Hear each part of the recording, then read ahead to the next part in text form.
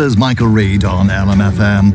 Assisting another person to end their life is illegal. Should it be? And should it be legally permissible to help someone to die under certain circumstances? These are the questions a special Oireachtas committee will hope to answer before making recommendations to the government to consider. We're joined this morning by two members of that committee, People Before Profit TD, Gino Kenny, who will chair the committee, and Independent Senator Rónán Mullen. Good morning to both of you, and thank you indeed for joining us on the programme this morning. Rónán Mullen, if I could start with you, would I be right in thinking that you don't actually want to be on this committee? No, I do want to be on the committee, and I asked for the support of Shannon's colleagues, and I'm one of the five that was chosen. Like Gino and myself are both members of the committee. I have great respect for Gino. We have very different views on this particular issue. Maybe I could ask the question a different way. Do you want to be on this committee in the way that the committee is structured? Well, I have written to the committee chairman designated, that's Michael Healy-Rae TD, and I said I'm concerned, first of all, about the way the committee has been described as a committee on assisted dying. I regard it as assisted suicide that's being promoted here. Different people have different views. It should be assisted dying or assisted suicide. The terminology shouldn't be pushing us in one direction or the other. But more seriously, the wording of the remit that we've been given so far, unless it's changed, is that we're being asked to make recommendations for policy or legislative changes on a right to assist the dying. That suggests, on one reading, that we're not allowed to recommend against it if that's what we come up with, having heard all the evidence. So I've written to the chair and I said, listen, this needs to change. We need to get legal advice about whether we can change it ourselves as a committee or whether we have to go back to the Dáil and Shannon and say, would you word this properly, please? Right. I'm not sure why you interpret it to mean that, but regardless of your interpretation... I was about to ask you a question, but regardless of that, it follows the majority of members of the Dáil who voted in favour of this.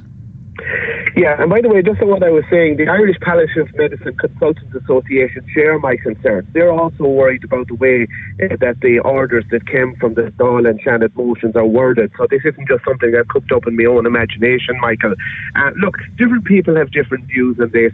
It was certainly worrying to me that Gino's bill passed a second stage in the Dáil. A lot of people and experts and medical experts commented on how flawed they thought that bill was.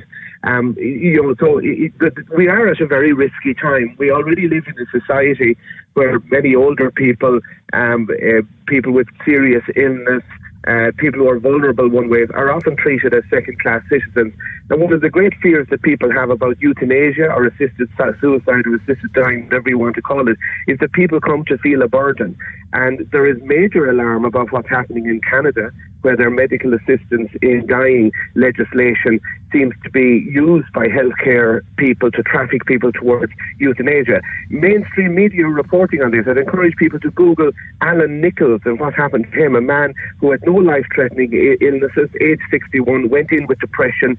A hearing impairment was the only physical thing that could be identified, and there is worry that basically he was trafficked towards euthanasia, and that's certainly what his family members say. Human rights advocates are worried about this, and it's not just in Canada that this Pandora's box, once it's opened, seems to lead to all sorts of abuses.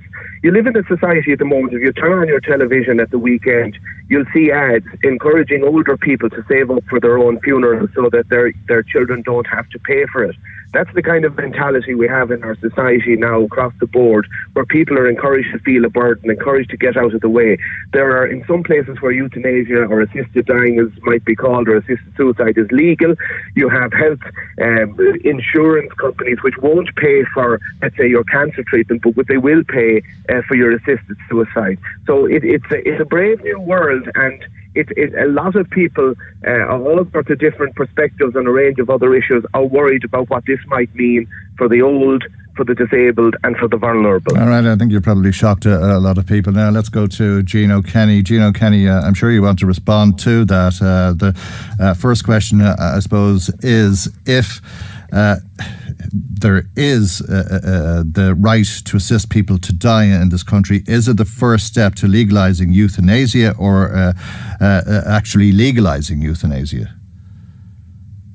Oh, first of all, Michael, I'm not the chair. And I beg your pardon. That's Michael Healy-Rae. Michael Healy-Rae. I'm just a member, like Rónán, and I look forward to the debate.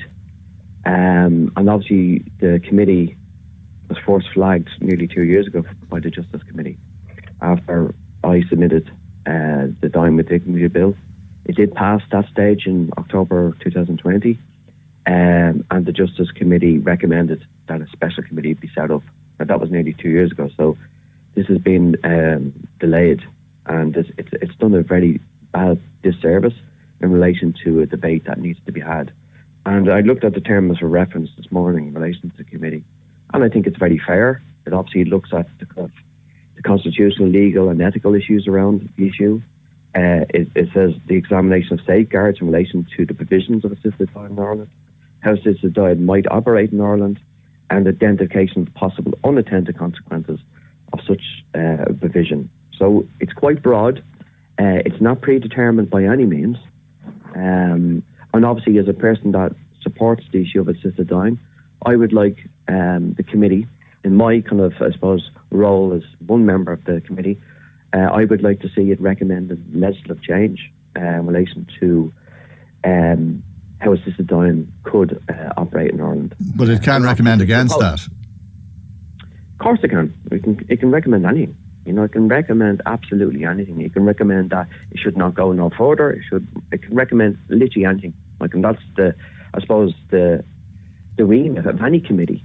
You know, it's not predetermined, and I don't know where Rónán's getting that from. And I don't think, the issue around the name change of the committee, that's up to the committee itself. But I don't think the word suicide should be conflated with the assisted dying. I think it's weaponising the word suicide or euthanasia. It's very dangerous.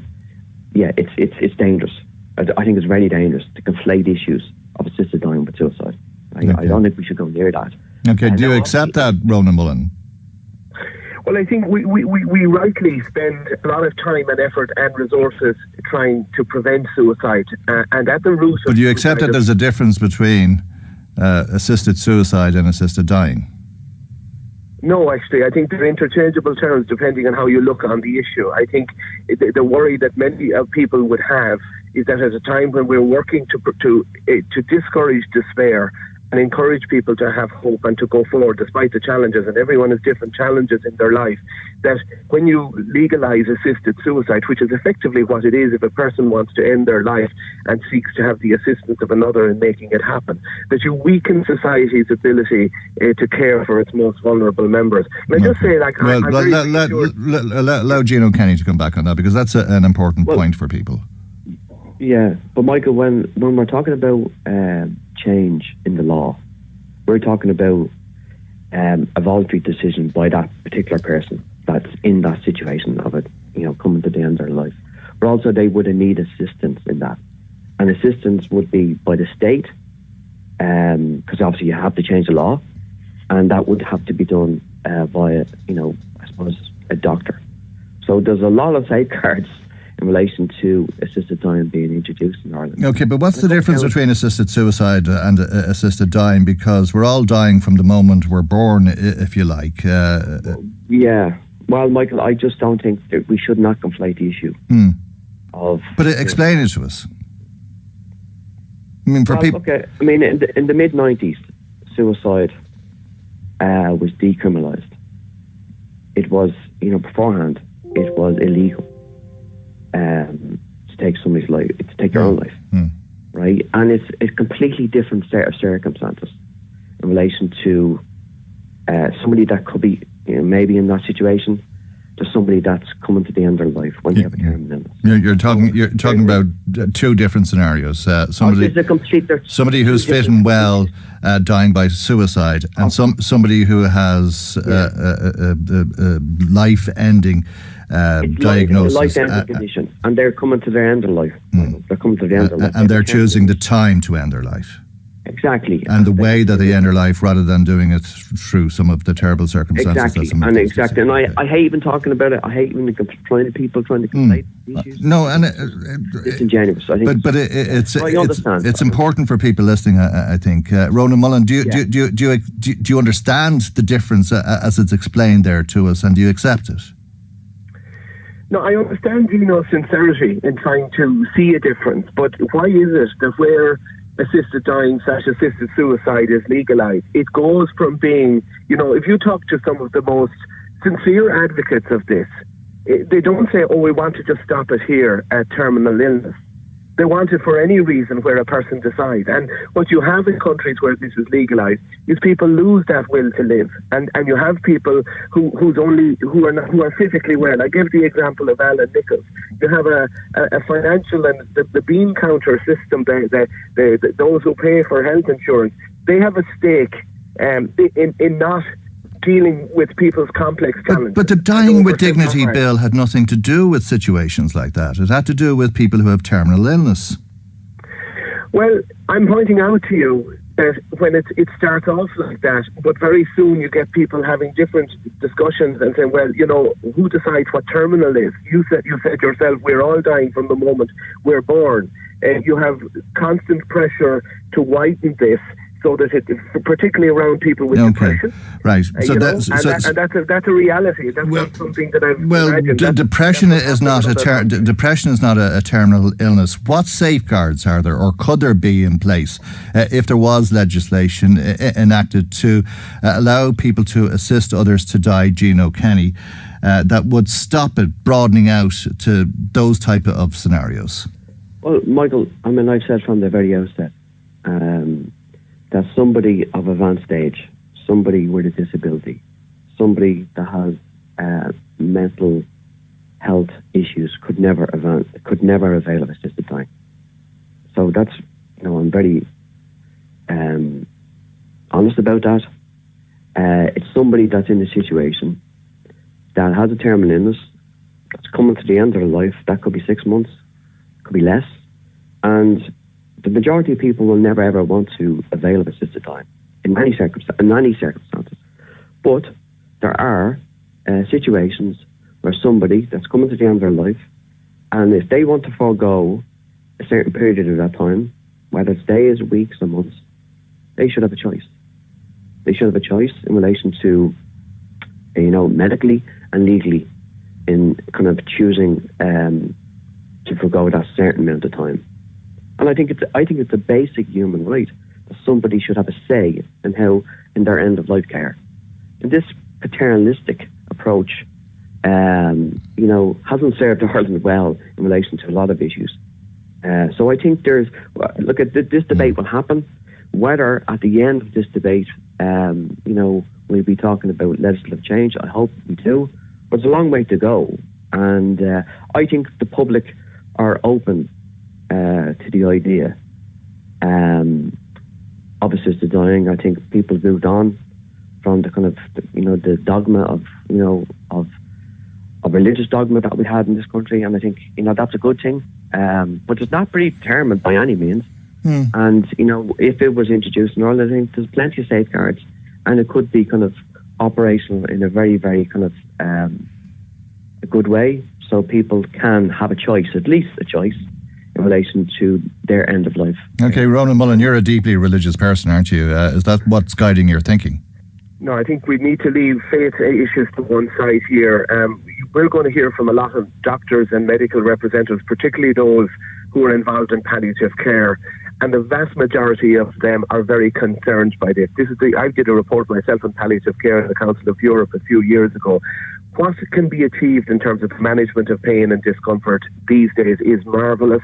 And in fact, one of the issues that palliative care specialists constantly point out is people come with fears, but when you address the spiritual, emotional, the relational issues, the fears that people have, you can remove the desire. Palliative care is fantastic, but I'm sure you'll agree, and I'm sure you'll have known people who had what you would call a good death, and you know others who didn't, despite palliative care.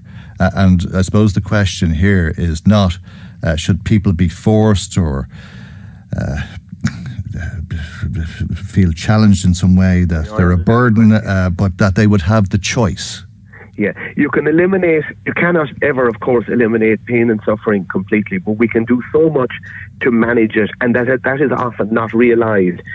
Doctors who deal with people in those good and more difficult situations, many of them feel that any form of assisted dying, assisted suicide will hinder their ability to do their best for their patients, because morale and the will to live and hope are so much a part of helping people to cope with illness, terminal or otherwise.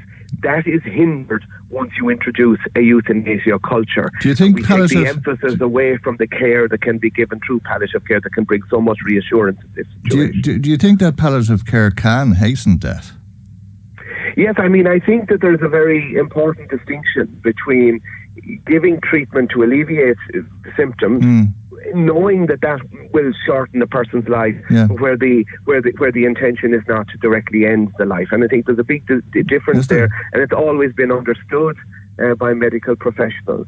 But this, if you scratch the surface of the euthanasia debate, of course it's a fine line, and there are fine lines in all of these moral and ethical issues, Michael. But if you scratch the surface of this, I mean, you're saying that people shouldn't take drugs to shorten their life, because there's drugs there that will make them live a little bit longer, but those drugs will also shorten their life.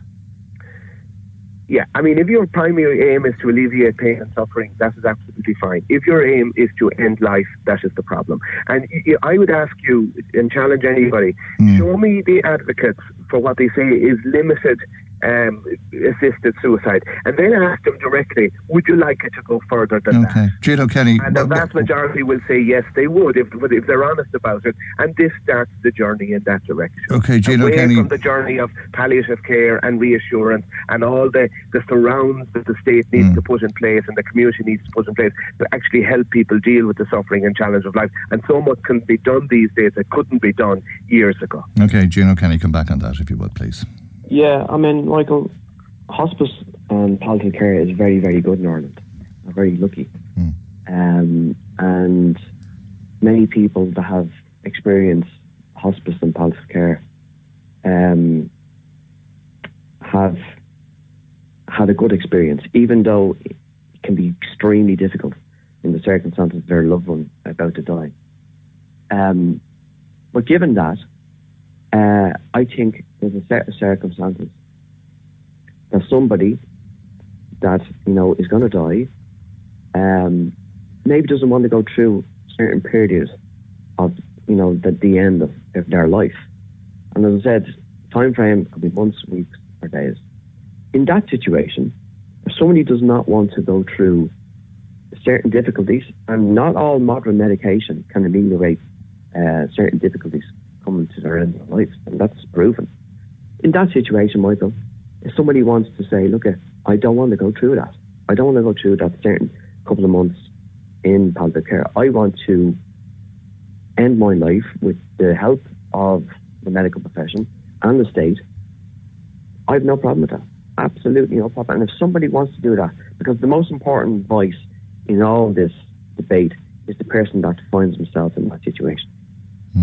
And why would you deny somebody that says, look, I don't want to go through certain part of that, this is my life. It's my life at the end of the day, nobody else's.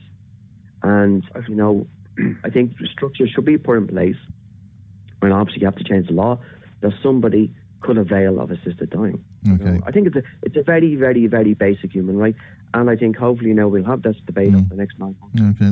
Maybe Rónán Mullen would want to respond to that, though. Why would you deny somebody that?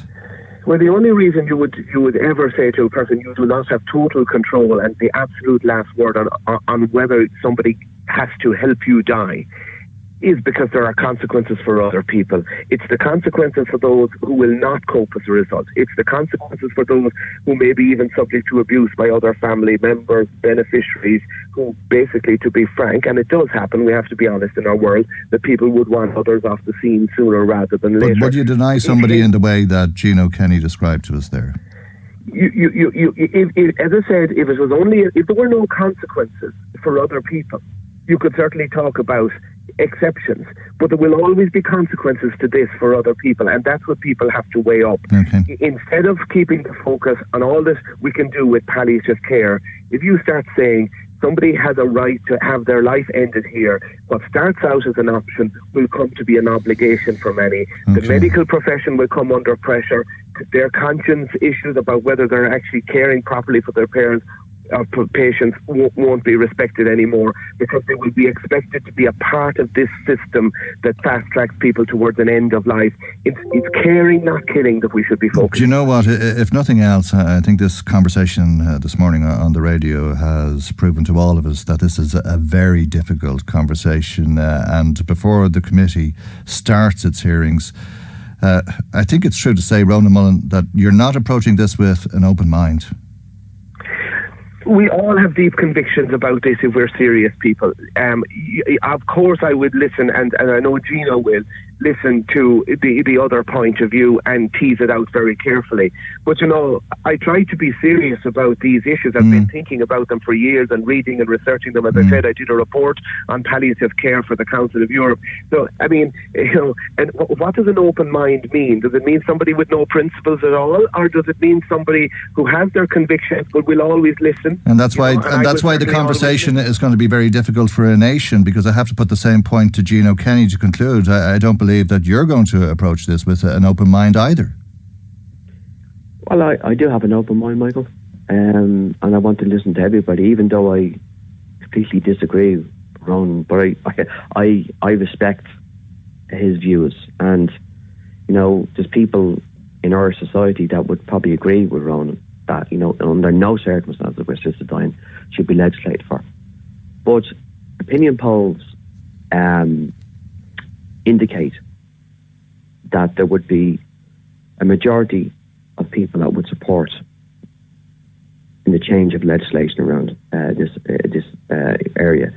So, and people have moved on, I think, as I said from the outset, I think people have moved on the last number of decades in relation to issues that were were taboo.